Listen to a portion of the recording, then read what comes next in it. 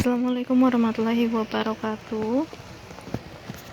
Hari ini pembelajaran bahasa Indonesia materinya adalah langkah menulis teks persuasi.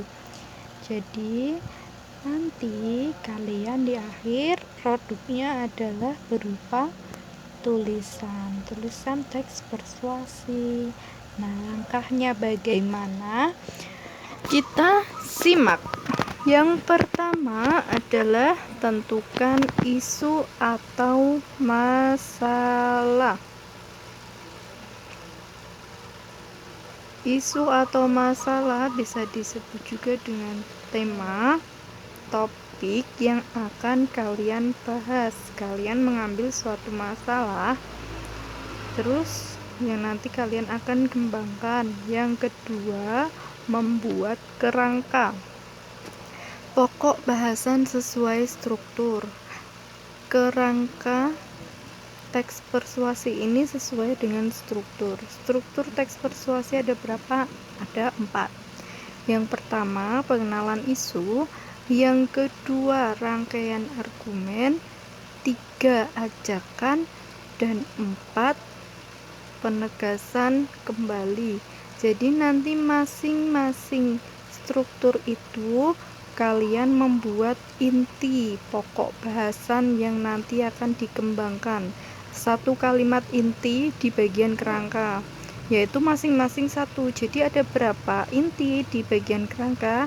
Ada 4. Ada 4 ya. Yang pertama di bagian pengenalan isu, kalian membuat inti pokok bahasannya. Inti isinya apa di bagian pengenalan isu itu kalian tuangkan ke dalam satu kalimat. Terus di rangkaian argumen juga kalian tuangkan intinya menjadi satu kalimat dulu. Di bagian ajakan juga kalian satu kalimat inti. Di penegasan kembali juga sama, satu kalimat inti. Jadi totalnya ada 4 inti. Nah, inti isi di kerangka ini nanti akan kalian kembangkan. Nah, yang ketiga langkahnya adalah mengembangkan kerangka menjadi teks persuasi. Nah, kita hari ini akan berlatih menulis itu. Ikuti panduan untuk menulis teks persuasi yang nanti akan Bu Eka jelaskan di sini. Ada 4 struktur. Berarti nanti kalian ketika mengembangkan masing-masing strukturnya adalah satu paragraf. Satu paragrafnya berapa kalimat? Minimalnya 3 kalimat. Lebih dari 3 sangat bagus. Dan ingat, peletakan tanda baca jika belum saatnya titik, jangan memaksa untuk memberikan titik. Ini yang sering terjadi pada kalian. Bu, 3 kalimat berarti 3 titik. Terus kalian memaksakan kalimat itu belum 3 kalimat, tetapi kalian membuat 3 titik. Jadi, Bu, ini kan 3 titik berarti 3 kalimat. Tidak bisa. Ya. Terus contoh. Nah, di sini contoh. Yang pertama kalian menentukan isu atau masalah. Mereka mengambil contoh isu atau masalahnya adalah COVID-19 atau yang bisa dikenal dengan virus corona. Nah, ini adalah virus yang saat ini gencar dibicarakan menjadi satu masalah di negara kita. Tidak hanya di negara kita, juga di negara-negara lain berusaha untuk membasmi, mengobati, menyegah virus corona. Nah, setelah menentukan isu atau masalah, jadi kalian di sini isu masalahnya bebas, tidak harus virus corona. Apapun yang ada di lingkungan kalian bisa dijadikan isu atau masalah untuk pokok bahasan tulisan kalian. Bu, misal banjir boleh? Boleh. Bu, misal yang lain boleh? Silakan. Jadi tidak harus virus ini ya. Ini kebetulan Bu Eka mengambil contohnya virus corona atau COVID-19. Nah, kerangka mulai dari yang pertama, pengenalan isu. Di pengenalan isu, tadi di bagian kerangka kita kan sudah sepakat untuk menuliskan satu kalimat inti yang nanti akan dikembangkan. Nah, di sini intinya adalah COVID-19 wabah menakutkan. Jadi ketika nanti kalian akan mengembangkan, kalian berpacu pada kalimat ini. Oh, berarti di pengenalan isu kalian tidak boleh keluar dari inti ini. COVID-19 wabah menakutkan. Nah, kalian sambung dengan kalimat lain yang masih nyambung dengan kalimat inti yang berikut ini. Setelah itu, di rangkaian argumen, Bu Eka mengambilkan inti corona dapat menyebar dengan cepat. Nah, di bagian argumen ini silakan kalian mengambil argumen dari siapapun, boleh kalian yang berargumen atau dari fakta yang sudah ada, siapa yang berargumen kalian tuangkan di sini. Jadi di sini argumen disertai dengan fakta. Fakta diperoleh dari mana? Bisa dari pengetahuan kalian, pengalaman kalian, terus bisa melihat dari televisi, bisa dari internet. Tapi ingat, tidak mengambil keseluruhan yang ada di internet, apalagi menulis teks persuasi. Nah, kalian browsing di situ terus kalian ambil, kalian tempel sebagai tugas kalian. Itu tidak berlaku di pelajaran bahasa Indonesia. Ketika kalian ketahuan ngambil dari internet secara utuh, tidak akan Bu Eka nilai, akan Bu Eka suruh mengulangi, membuatnya 2 kali lipat. Oke? Setuju? Setuju. Yang ketiga, pernyataan ajakan. Di sini Bu Eka mengambil satu kalimatnya adalah marilah hidup bersih dan sehat. Terus yang ke penegasan kembali, kalimat intinya kita perlu waspada dan hati-hati. Jadi nanti kalian membuatnya seperti ini ya, seperti contoh ini. Tema dulu apa? Tema atau isu atau masalahnya apa? Terus setelah isu masalah kalian kemukakan, kalian buat kerangka. Masing-masing struktur itu satu kalimat inti. Nah, ada 4 kalimat inti seperti ini. Terus kalian kembangkan. Nah, ini pengembangan dari masing-masing struktur. Coba bisa kalian analisis strukturnya yang mana? Ya, paragraf 1 ini masuk ke bagian pengenalan isu. Tadi ada kalimat inti COVID-19 wabah menakutkan. Nah, di sini Bu Eka menjabarkannya seperti ini. COVID-19 merupakan virus corona disease yang saat ini sedang menjadi wabah menakutkan di dunia. Virus baru ini sangat meresahkan karena dianggap berbahaya. Tim medis dari berbagai daerah sudah siaga menangani pasien yang positif terkena COVID-19. Nah, di sini membahas tadi dari yang kalimat inti di bagian kerangka. Nah, kalimat intinya boleh kalau letakkan di mana?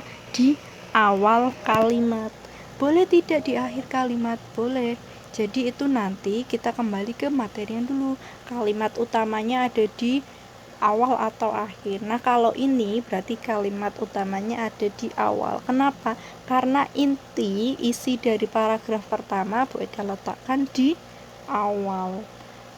Kalimat selanjutnya itu sebagai penjelas dari kalimat utama.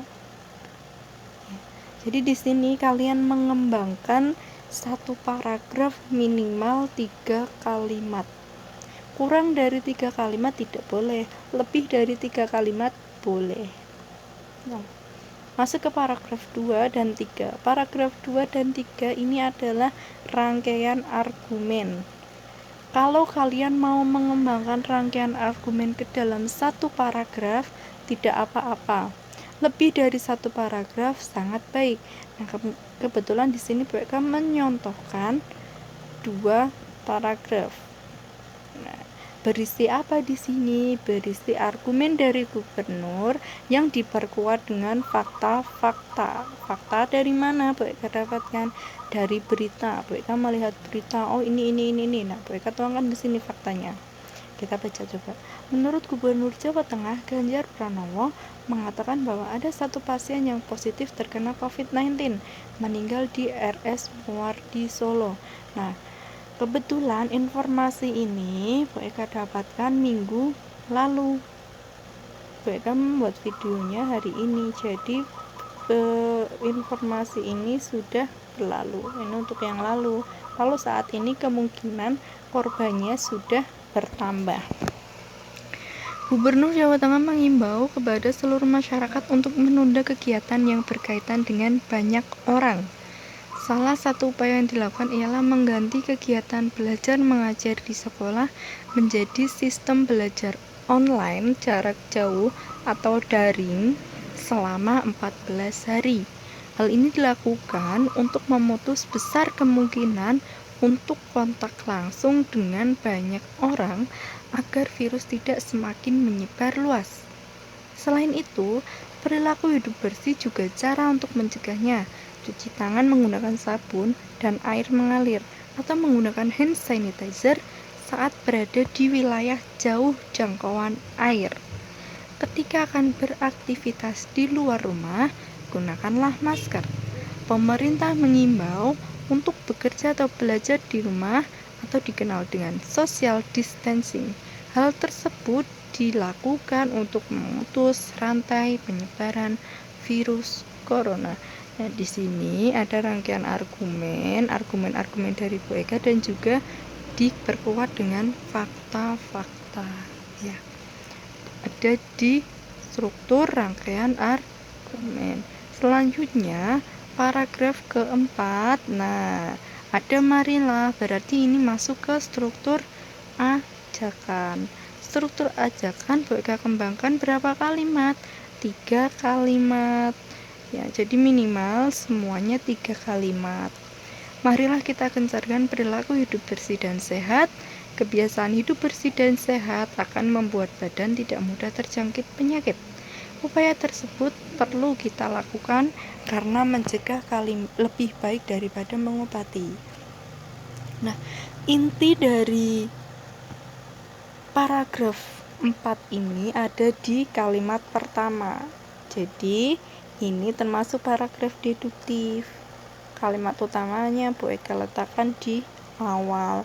Kalau contoh yang kalimat utamanya Bu Eka letakkan di akhir, intinya ada di ada di paragraf terakhir. Nah, tadi Bu Eka mengambil ini. Nah, mengambil penegasan kembali, kita perlu waspada dan hati-hati. Nah, ternyata kita perlu waspada dan hati-hati Bu Eka letakkan di bagian kalimat akhir, di paragraf terakhir. Berarti paragraf terakhir ini intinya kalimat pertama harus senantiasa waspada dan hati-hati. Bu Eka taruh di akhir. Kalau sebelumnya itu Bu Eka taruh di awal. Nah, yang contoh paragraf terakhir ini inti tadi di bagian kerangka Bu Eka taruh di akhir kalimat. Nah, seperti itu contoh dari Bu Eka. Saat ini tugasnya adalah, jadi tugas ini kalian kerjakan selama 2 hari. Hari ini dan besok, Senin dan Selasa. Tanggal 23 dan 24 Maret. Tugasnya yang pertama, tentukan isu atau masalah. Buatlah kerangka sesuai struktur. Kerangka tadi yang pertama, contoh tadi. Terus kembangkan menjadi 4 paragraf dengan masing-masing paragraf minimal 3 kalimat. Berarti ada 4 struktur. Nah, masing-masing struktur ini 1 paragraf.